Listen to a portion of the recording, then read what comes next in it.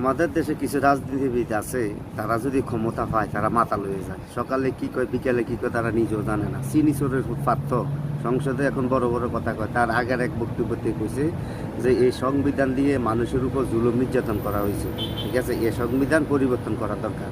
আর এখন তার সুর টনটা পাল্টাইয়া ক্ষমতা পাইয়া বিএনপির সাথে জোট করে এখন সংসদে যাইয়া এখন কইতে আছে এই সংবিধান নাকি এই সেই।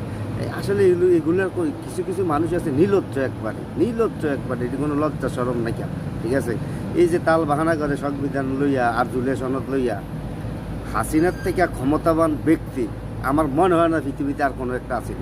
কারণ 17 বছরে বিডিআর কন, পুলিশ কন, আনসার কন, আর্মি কন, সব তার কন্ট্রোলে ছিল, ঠিক আছে।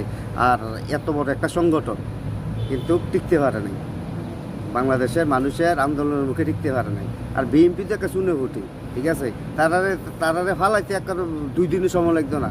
আর এখনকার যে তারাই তাল বাহানা করতে আছে, এগুলো আসলে বিএনপির বিপদটা বিএনপি নিজে ডেকে আনতে আছে।